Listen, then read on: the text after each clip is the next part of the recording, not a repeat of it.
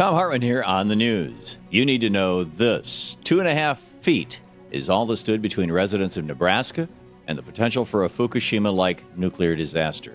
The Cooper nuclear plant in southeast Nebraska was nearly flooded over the weekend as rising waters in the Missouri River crested at about 900.5 feet. The nuclear plant sits at 903 feet. The Nuclear Regulatory Commission received a notification of an unusual event yesterday as floodwaters were rising. Another plant along the Missouri River, the Fort Calhoun station, which sits about 20 miles away from Omaha, is now an island, as floodwaters have risen 1.5 feet above and all around the plant. Currently, a makeshift 6-foot-high rubber wall is the only thing keeping the plant from being flooded like the Fukushima plant was. So we have global warming-induced flooding threatening to trigger a nuclear ecological catastrophe, just your average day in a nation that's completely forsaken the environment. Who's screwed? People who eat. Last week, the House Republicans passed the Agriculture Appropriations Bill that cuts $87 million from the FDA and $35 million from the USDA Food Inspection Program. Republican Congressman Jack Kingston defended the legislation, saying, "Do we believe that McDonald's and Kentucky Fried Chicken aren't concerned about food safety? Food supply in America is very safe because the private sector self-polices." You know, if the private sector does self-police, then I wonder what Congressman Kingston thinks about the 4 people who were killed by an E. coli outbreak in Washington state last week. Not to mention last year's salmonella outbreak in eggs and spinach nationwide.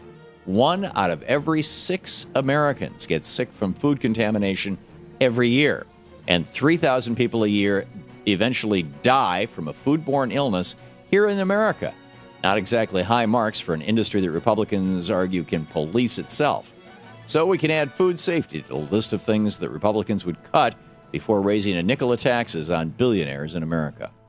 In the best of the rest of the news, the White House Council of Economic Advisors released a report today bragging that foreign investment in the United States increased by 49% last year. As in, more and more foreign business tycoons are buying up American industries and infrastructure. President Obama thinks our becoming a colony for other countries is a good thing.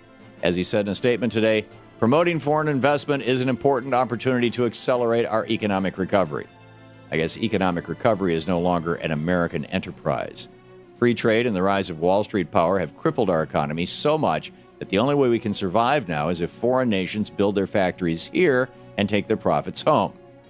But that's not stopping the White House, which announced plans to send even more free trade agreements to Congress this year, including Colombian, Panamanian, and Korean free trade agreements.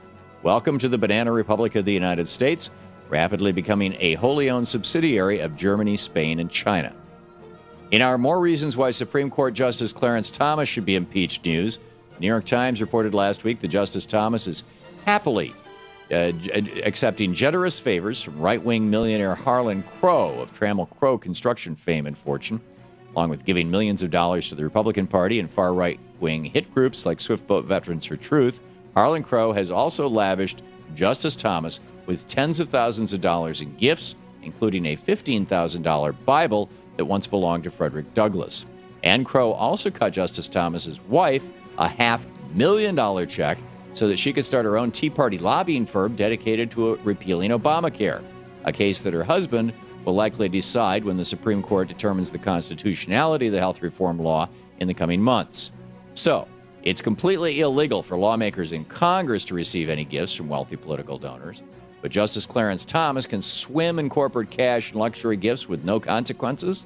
Looks like the same court that brought us Citizens United and recently ruled that people can't band together to sue corporations is now officially the best court money can buy.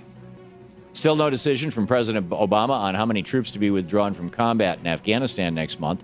This year, that particular war is estimated to cost our nation $113 billion, and so far, just about halfway into the year, 177 U.S. soldiers have been killed in action.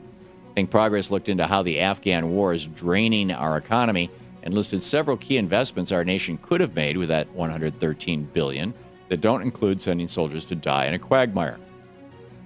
For example, 57 million children could have been given health care for a year. 20 million students could have received $5,000 federal Pell Grants to go to college. where nearly 70 million homes could have been equipped with renewable energy like wind power or solar. But instead, we threw billions of dollars in contracts at private defense firms to keep the war in Afghanistan going and keep their lobbyists and donors recycling those defense dollars back to Congress. Now that she's running for president, it was only a matter of time before Congresswoman Michelle Bachmann introduced her tax plan. And like Tim Pawlenty's tax scheme, Bachmann puts the Bush tax cuts on steroids. In order to pay for even more tax cuts for millionaires and billionaires, Bachmann is raising taxes on working families, arguing that everyone in America should be paying their fair share of taxes, even those in total poverty or disabled. That is, everyone except billionaires who make their money sitting on their butts by the pool collecting their dividend checks. Bachmann thinks those people shouldn't have to pay any taxes, so she's proposing eliminating capital gains and only having the poor pay. And that's the way it is today, Monday, June 20th, 2011. I'm Thom Hartmann on the news.